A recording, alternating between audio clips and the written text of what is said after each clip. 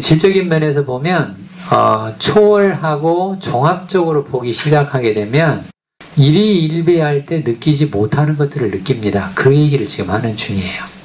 그러면 종합적 시각을 가지고 이렇게 보면 요거 하나를 보면 너무 기쁘고 너무 슬프고 이렇게 볼 수가 있는데, 그럼 이제 강도는 세지죠. 감정의 강도는 세지잖아요. 세지긴 하는데 다른 각도로 이게 종합적 시각을 갖고 보면 이때 느끼지 못하는 것들이 생겨요. 그게 예수님의 컴패션이라고 하는 주제예요. 예수님 차원이 다른 그렇죠. 생긴다는 뜻이죠. 그 얘기를 지금 하는 중입니다. 감정적으로만 얘기하면 그렇다는 얘기예요. 그래서 이제 우리가 심리학을 우리가 하는 사람들, 상담하는 사람들이 조심해야 될 부분이 지금 바로 그 대목이에요. 심리학을 하다가 보면 어떤 일들이 벌어지냐면 자꾸 사람들을 만족시키려고만 하는 경향이 생기거든요. 그 만족시키려고 하는 경향이 이게 어느 정도까지는 괜찮은데, 어느 정도라고 하는 게 뭐냐면 결핍 때문에 그렇습니다. 언제나 결핍 모델을 가지고 있기 때문에 그렇게 되긴 하는데, 어느 정도까지는 괜찮아요. 그래도 필요도 하고. 그런데 그 이상을 넘어서면 잘못하면 만족의 애딕션이 돼요.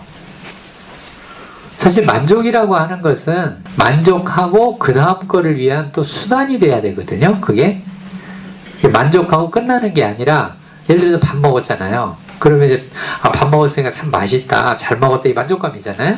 그걸로 끝나면 안 되죠. 그 만족감을 가지고 우리는 뭔가를 하는 거죠. 공부도 하고 인간관계도 하고 봉사도 하고 그 다음에 다른 사람을 돕기도 하고 또 뭐 다른 목적으로 뭔가를 하고 이렇게 되잖아요. 그래서 우리가 이 상담하거나 심리학하는 사람들이 자칫 잘못하면 세티스팩션에 머물기 쉬워요. 그건 조심하셔야 됩니다. 근데 심리학만 하면 여기서 끝나거든요. 더 이상은 없거든요.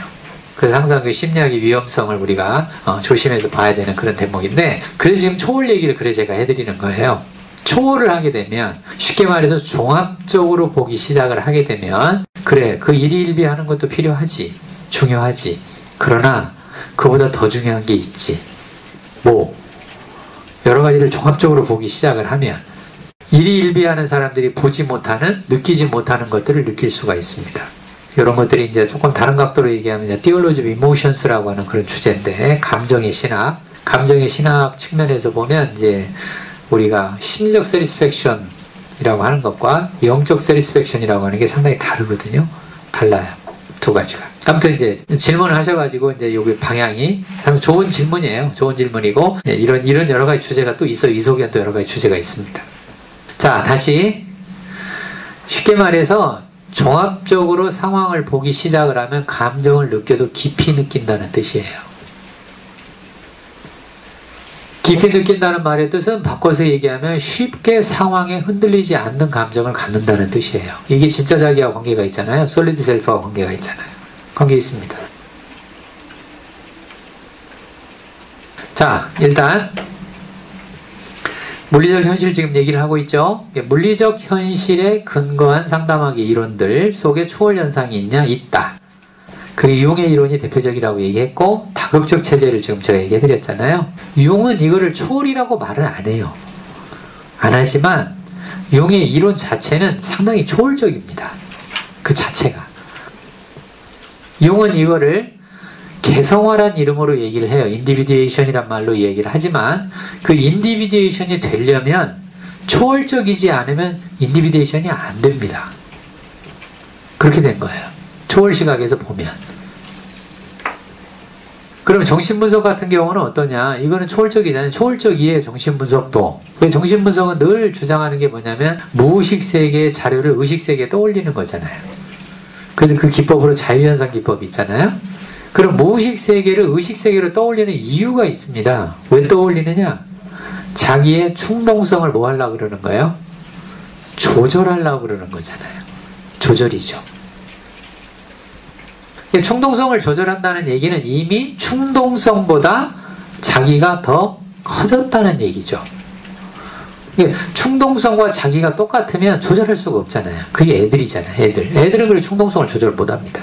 그러나 어른이 될 때 꼭 생기는 게 이고 현상이잖아요. 이고. 자아가 생기잖아요. 이 자아는 현실에 근거해서 우리의 충동성을 조절하고 충족하고 또 뭔가 이렇게 변형시키고 이게 자아의 기능이잖아요. 이 자아의 기능이 이미 초월적 기능을 가지고 있는 거예요. 자아 기능이. 게다가 정신분석의 이론의 중요한 개념 중에 하나가 밸런스입니다. 밸런스죠. 균형이죠. 그래서 정신분석 이론을 다른 말로 Theory of Balance라고 얘기합니다. 균형이론이라고 불러요. 그렇게 균형이론이라고 부르는 이유가 어디에 있냐면 초자아와 원욕을 자아가 뭐예요?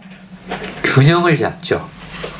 그래서 언제나 자아의 힘이 초자아의 힘보다 그 다음에 충동성의 원욕의 힘보다 뭐 해야 된다? 커야 된다. 그건 알고 계시죠? 몰라요? 네. 공부 안 했어요? 여러분들 이제 심리학 책 보면 늘 그림 나오잖아요. 막대 그래프 나오잖아요. 원욕 막대 그래프, 자아 막대 그래프, 초자아 막대 그래프 해가지고 항상 그림 그리면 정상분포 곡선이죠? 그건 알고 있어요? 그것도 몰라요? 뭐요? 정신분석 다시 강의해야 되겠네? 그것도 참 흥미로운 주제이긴 한데 제가 아까 물리적 현실이라고 얘기했잖아요. 그 물리적 현실은 정상분포 곡선은 다 수학이잖아요. 이게 수학. 그러니까 정신분석은 언제나 수학에 기대고 있어 이렇게. 수학에 기댄다는 뭐냐 정상분포 곡선이잖아요. 수학에서 나오는 개념이죠. 정상분포. 이 정상분포 곡선이 이게 심리학에도 많이 쓰이죠. 대표적인 지능 얘기가 다 정상분포 곡선이거든요. 그게 이제 뭐 80에서 120 사이가 대부분의 80% 이상의 사람들이 속하고 그 다음 80 이하의 사람들이 지능이 덜 발달한 사람이고 120 이상의 사람들이 지능이 더 발달한 이 120 이상의 사람하고 80 이하의 사람 둘 다 비정상입니다. 비정상이 한쪽만 있는 게 양쪽이 다 비정상이에요. 그럴 때 꼭 정상분포 곡선을 이렇게 그려요. 그럼 정상분포 곡선을 왜 그리느냐? 정상분포 곡선은 언제나 어떤 개념이냐면 통계적 개념입니다. 이게 통계적 개념이에요. 통계적 개념이라고 하는 것은 뭐냐면 수많은 사람들을 측정을 한 거죠. 측정. 여기 이제 통계의 또 다른 영역인 측정 영역, 어세스먼트 영역이 나오는데 측정을 해요. 쭉 측정을 해가지고 측정된 값을 쭉 나열을 해보니까 쭉 나열을 해봤어요. 해보니까 어떻게 되더라? 정상분포 곡선처럼 되더라. 그게 통계적 측정치라고 하는 거예요. 그래서 정상분포 곡선을 언제나 이제 어떻게 보는 경향이 있냐면 학자들이 정상분포 곡선을 이루면 정상이라고 봐요. 그 이름도 정상분포 곡선이잖아요. 정상이다. 그게 노말이다. 노말이라고 이름을 붙이잖아요. 그게 노말이다. 노말과 반대되거나 같이 쓰이는 단어가 abnormal이죠? 비정상이죠? 모든 심리의 그 장애들은 다 비정상이잖아요. 거기에는 또 다른 개념이 있는데 오더와 디스오더 개념인데 그건 또 다른 개념, 이건 철학 개념입니다. 이거는 수학적 개념이 아니고 철학적 개념. 오더와 디스오더는 언제나 철학적 개념이에요. 철학적 개념의 오더라는 개념은 뭐하고 스토아 학파하고 연결돼 있어요. 철학의 스토아 학파. 더 나가면 이 스토아 학파들은 뭐하고 연결돼요? 하나님의 그 창조 질서하고 다 연결돼 있어요. 이런 거하고 다 관련된 주제들입니다. 우리가 안 믿는 사람들, 종교인이 아닌 사람들이 그냥 심리학을 연구를 하면서 나는 종교와 상관없이 산다라고 하지만 절대로 그건 불가능해요. 왜? 이미 내가 종교와 상관없이 심리학을 한다는 것 자체, 그 심리학 속에 이미 신학적 개념이 들어 있습니다. 본인이 모를 뿐이죠. 이미 그 속에 수학적 개념이 들어있고 이미 그 속에 철학적 개념이 다 들어있어요. 들어있는데 그거를 종교적으로 인식을 못할 뿐인 거예요. 그런 거하고 다 연결이 돼 있고요. 그래서 이제 오더 디스오더 문제는 이게 스토아 학파의 철학적인 주제고, 그 다음에 지금 얘기하는 그 이도와 이고와 슈퍼 이고의 이 에너지 분포도잖아요. 이게 에너지 분포도가 항상 이고가 제일 에너지가 많고 그 다음에 이도와 슈퍼 이고가 둘 다 에너지가 비슷해서 정상분포 곡선을 이루면 이게 뭐다? 정상이다. 이거하고 똑같은 입장을 가지고 있는 게 에릭 번의 교류 분석입니다. 트랜잭셔널 어널리시스 똑같아요. 왜? 정신분석 걸 차용을 했잖아요. 똑같이 그렇게 정상분포 곡선을 얘기를 하는 거예요. 바꿔서 얘기하면 이미 뭐에 기대고 있는 중이에요? 수학에 기대고 있는 중이죠. 수학의 정상분포 곡선에 기대어서 다른 개념들을 계속 발전을 시키는 거예요. 그런 거하고 똑같아요. 그럼 그 수학은 뭐냐?